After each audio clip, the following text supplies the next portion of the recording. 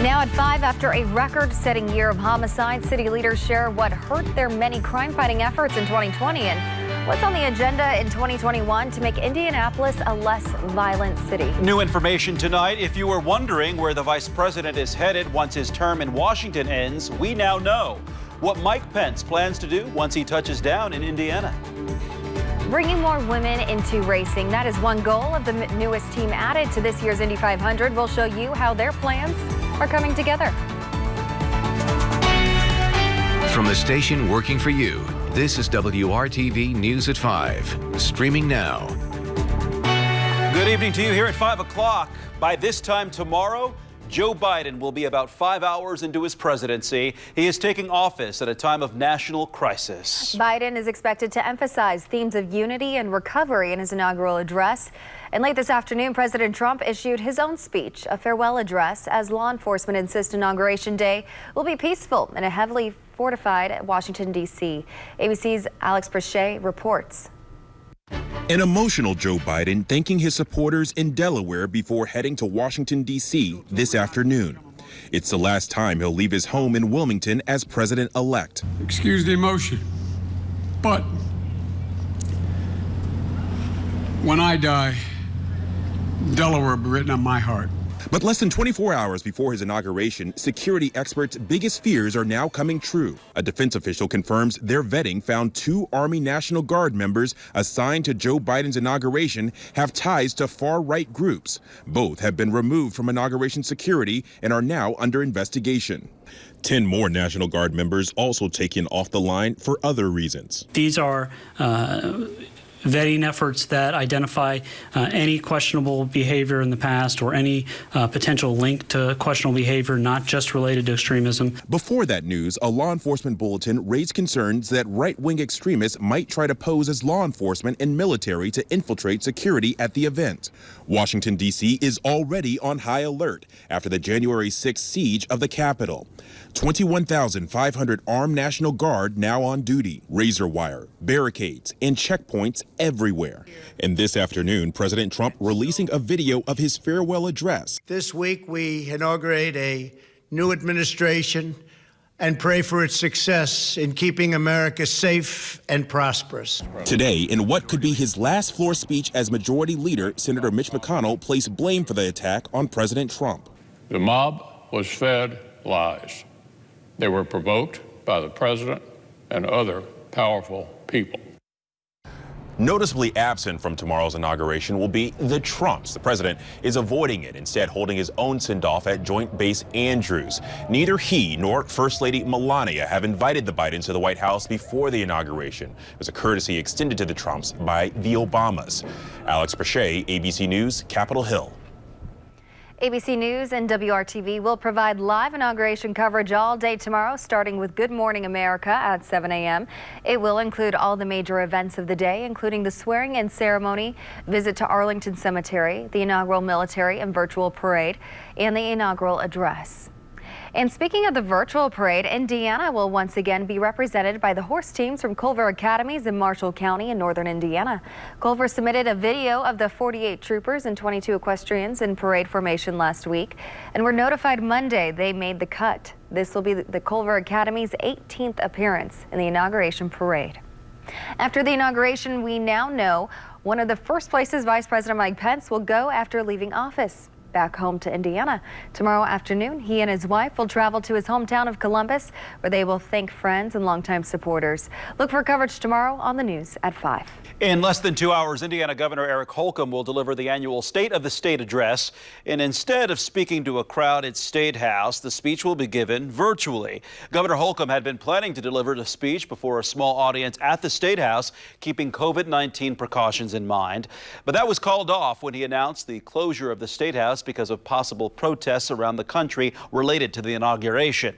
The governor is expected to outline his legislative agenda for the year and the state's ongoing pandemic response. You can watch the speech live here on WRTV on WRTV's news app and on the WRTV Facebook page starting at 7 o'clock. Now to the latest on the pandemic's medical impact on Indiana. A big jump in deaths of people with COVID. 126 deaths compared to 30 reported yesterday. The deaths reported today occurred between December 15th and yesterday. The overall total since March now tops 9,000. The state also reports 2,756 new positive cases of the virus. Those were all recorded yesterday. This is the second straight day new cases have fallen below 3,000. And as of this morning, more than 317,000 Hoosiers have received their first dose of the vaccine, and nearly 72,000 people have received both doses and are fully vaccinated. Remember, anyone age 70 and older can register to get the vaccine by calling 211 or going to ourshot.in.gov. After a record-breaking number of homicides in the Circle City last year, Indianapolis Metro Police and the mayor today shared what their plans are to reduce violence in 2021. Criminal homicides increased by nearly 40% from 2019. Mayor Joe Hogsett cites COVID-19 as a contributing factor. Metro Police say they ramped up staffing, local, state, and federal partnerships, doubled down on community-based beat policing, deployed over 1,000 police body cameras, and implemented violence interrupters, people tasked with minimizing retaliation violence. But despite all of this, Chief Randall Taylor says a lot of their efforts were disrupted by COVID-19, like in-person meetings with youth especially. Priorities for 2021 include better accountability with the use of force review board, containing a majority citizen involvement, and reigniting relationships with community groups to repair and build trust between law enforcement and neighborhoods. While 2020 was the most difficult year our city has ever experienced, while 2020 was the most difficult year our country has ever experienced, I think IMPD is rededicated to, as Chief Barker just mentioned, learning the lessons of 2020, hopefully overcoming the effect of the pandemic, and therefore, with a focused effort, make 2021 a much safer year for all of the residents of Indianapolis. Coming up at 6, we hear from community leaders responding to the city's take on 2020. One grassroots leader says to see a decrease in violence, the city and IMPD need to partner with community organizations more. That's coming up on the news at 6. And we are still more than 4 months away from this year's Indy 500. And a special announcement today is building some excitement toward another new team for this year's race. It's an effort to bring more women into IndyCar at every level. WRTV's Brad Brown shows us how it all came together. For most of the past half century, women have been part of the story each and every May at the Indy 500. This year, a new chapter is ready to be written. We want Peretta Autosport to be the place to welcome, train, and support professional growth in all facets of the team.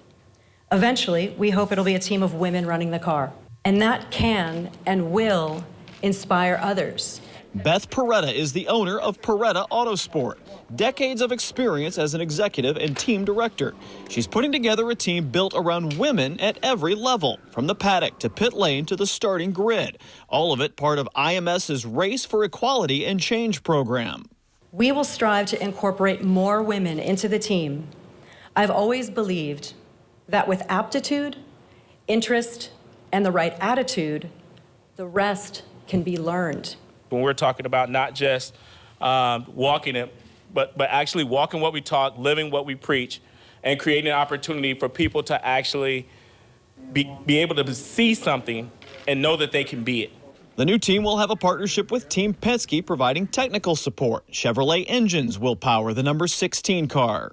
Mr. Penske has always been a bit of a mentor, and I think a lot of people will say that, those who know him. And he's been very generous with just ideas and thoughts, and that is sort of that intangible stuff that I am extremely grateful for. Peretta has tabbed Simona De Silvestro as her driver. Simona was Rookie of the Year at the 500 back in 2010, finishing 14th place. She made 5 career starts at Indy. The Indy 500 has always been the race that, if it was possible, that I wanted to do. And to be honest, to come back, how we are now with this team, with Beth making this happen. I think it's really cool, and I think we really have all the ingredients to be super successful. If you're open to the opportunity, your life can take turns that you wouldn't have ever scripted for yourself, and I think that's sort of the end story here. Beth says the team's plan right now is to run only the Indy 500 this year, but perhaps maybe adding 1 or 2 more races later in the season, the hope of running a full IndyCar calendar in 2022. Working for you, Brad Brown, WRTV Sports. Well, the NCAA has announced the dates for this year's men's basketball tournament, and all of the games are taking place in and around Indianapolis this March. The first 4 games will take place Thursday the 18th, 2 each at IU and Purdue. The first and second rounds will begin the following day on Friday, March 19th. All 6 previously announced venues will host. The Sweet 16 will go on March 27th and 28th at Bankers Life Fieldhouse and Hinkle Fieldhouse. The Elite 8 and Final 4 games will be at Lucas Oil Stadium. Selection Sunday is March 14th. Many Hoosiers are banking on that tournament to help them rebound from the economic setbacks of the pandemic. As WRTV's Rafael Sanchez reports, since the pandemic, the closings and cancellations have forced some families to lose tens of thousands of dollars, and they hope college basketball will bring back many of their jobs. Behind the scenes, they work on the lights, the audio, the staging. Without them, it would be hard to see, hear, or enjoy concerts, sporting events, or shows at venues across central Indiana. With so many cancellations due to the pandemic, Sandy Bright has faced quite a struggle. I'm a survivor, so I knew I would get through this somehow, but it's been tough and it's been scary. And, you know, every day I think, okay, I'm going to have to go get another job and figure out what I'm going to do. Look up. Sandy is usually the one running the house lights at Lucas Oil Stadium. Luckily, this season's home Colts games meant a paycheck. It was crazy to go from being a crazy workaholic in this industry to being cut off at the knees and nothing to do. More than 200 people make up IATSE Local 30.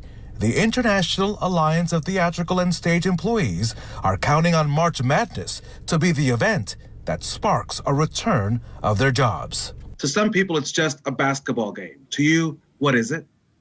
Well, it's my career and my livelihood. It's what I love to do. I love my job. It's a light at the end of the tunnel, is what it is. Hope. Aaron Weingard is a third-generation stagehand at the Murat Theater. It's where his father and grandfather also worked.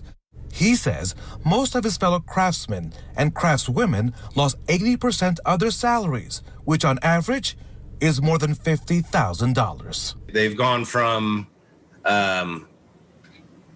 working every day and begging for a day off to begging to go back to work. Willie Walker has worked at a number of places, including Butler University and Bankers Life Fieldhouse. He believes the NCAA tournament will help him and his friends bounce back from a tough 2020. It's going to be great. I'm a huge basketball fan anyway, but I just enjoy putting these shows together. It makes me feel like I'm part of something bigger. 3 people who, like many, are fans of basketball and bigger fans of working full-time all the time. Working for you, Rafael Sanchez, WRTV. Well, it's not known how many workers will be called to duty. The local union has agreements with a number of sites, including Lucas Oil Stadium and Bankers Life Fieldhouse. More to come on WRTV News at 5. 2 stimulus checks, COVID-19 life adjustments. How will these affect the taxes that you have to file? We've got answers for you just a couple of minutes away. Plus, it's a booming industry right here in rural Indiana, and now one company is expanding and building a lab for hemp testing. But first, this place is hiring Hoosiers. The wide variety of positions now available to you. Snow showers to our north right now, where they'll be in just a few hours. That story coming up. Any plumbing repair. Some changes are coming to tax season this year. That's because of COVID-19 and 2 stimulus packages. The goal is to make filing easier for everyone. Consumer reporter John Matarese has the details so you don't waste your money. Some changes are coming to tax filing this year as a result of COVID and recent stimulus checks. The goal to make filing easier and simpler for everyone. The IRS has just announced it's delaying the start of this year's tax filing season by 2 weeks till February 12th. That's to give the agency more time to adapt to the late December stimulus package. While it's frustrating for early filers, it will allow you to file for last year's $1,200 stimulus and the new $600 stimulus if you have not received one of them yet. But for the second year in a row, the IRS warns that COVID precautions will slow the processing of paper refunds. So it's urging everyone to file electronically and request direct deposit of your refund. The IRS says March 1st is when refunds will start going out. The IRS is not planning to extend that April 15th deadline this year as it did last year when COVID hit. So get those returns filed early so you don't waste your money. I'm John Matarese, WRTV. Hiring Hoosiers is our initiative all about connecting you with new job opportunities, and a new facility is coming to Lebanon that could provide you with a position in a booming industry. AgRosen Life Sciences is an Indiana-based hemp research and development company that focuses on researching the cultivation, formulation, and extraction of CBD oil. In Lebanon, the accredited company is expanding and creating a laboratory for hemp testing. Here, farmers can have their hemp crop tested to ensure it does not exceed the legal limit for the commercially grown crops. It's a business that can be a reliable source for local farmers and in the end save them a lot of money. There's no denying the plant-based industry is booming, and AgRosen's co-founder says it is a risk taking part in a new industry as regulations change, but what they have to offer is in demand. You know what? Let's start a laboratory.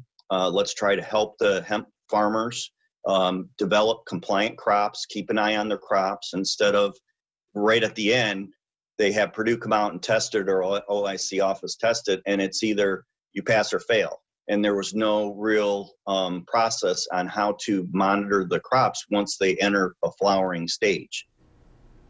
Upcoming available positions include working in the R&D Cultivation Center, lab tech, salespeople, retail, and more. To learn more, visit agrosen.com. Kevin. Amanda, clouds are taking over again. We went from that bright blue sky to the gray that we have now. Still some sunshine in the southern half of the state. Those clouds, though, if we play weather detective, lead us to a chance of snow showers. More on that in a second. Temperatures to the south in the 40s. Bedford's at 42, 41 in Columbus, 40 in Bloomington, while Indy's at 38. And it's colder up in Peru and Miami County, 33 degrees. No snow showers in central Indiana, up closer to the state line with Michigan than in northern Illinois. You see the snow showers. They're moving to the east-southeast. Our chance for scattered snow showers increases this evening. Pick up the timeline from 7 until 9 o'clock, then 11. Especially north and east of Indy, the most likely spot to see the snow showers. That's quickly here and gone. It's called a clipper system because it's clipping right along, and it will be out of the picture tomorrow. If we see any accumulation, it would be under half an inch. Temperatures cold in the morning, 19 in Peru, 22 in Indianapolis, but a nice recovery. Temperature will make it into the low 30s, but it's Thursday that you can see spikes. Temperatures come well above average, but the warmth is pulled right out from under us because quickly Friday we're back into the lower 30s. The big picture, I'll just let tonight's system that's rolling through the Great Lakes now, that'll drift off to the east. Tomorrow we'll be left with lots of sunshine. As we get into Thursday, maybe a few more clouds in the northern half of this day, but really should be a nice day, and it will be our warmest day of the week. Temperatures tomorrow with a mixture of clouds and sunshine and a west wind that will be gusty, so it will feel colder than 32. It'll be quite a cool day, but tomorrow night into the morning hours on Thursday, there's your strong southwest wind, and that will be key toward getting those Thursday temperatures temporarily into the lower 40s. Friday's still dry, but colder, 31. We're in the low 30s Saturday. Next best chance for rain-snow mix Sunday night and Monday of next week. Mark. Thank you so much, Kevin. Coming up here on WRTV, from your Facebook page to makeshift drive-in stages, a Central Indiana theater is finding new ways to safely perform for you. Bonus earnings. WRTV is putting local creative arts organizations in the spotlight as they find innovative ways to entertain you despite the pandemic. The Actors Theater of Indiana normally performs between 4 to 6 main stage productions in a season. After shutting down in March because of COVID, the professional company immediately started offering free programs on Facebook as a way to connect with the community. They were a hit and continued every Friday through May. ATI co-founder Don Farrell says that the success of that led to other creative ideas like drive-in shows. You know, everything old is new again, and we can find ways to be safe and socially distant and just give people a nice escapism night out. And people were looking for something to do, something. Farrell says drive-in shows will return once the weather gets warmer, and they may become a regular offering depending on turnout. While ATI is finding ways to create revenue during this tough time, Farrell says support from the community is always needed. One thing artists and theater companies and any arts organizations can do, nonprofit organizations, they know how to stretch a dollar. We do not waste our money whatsoever.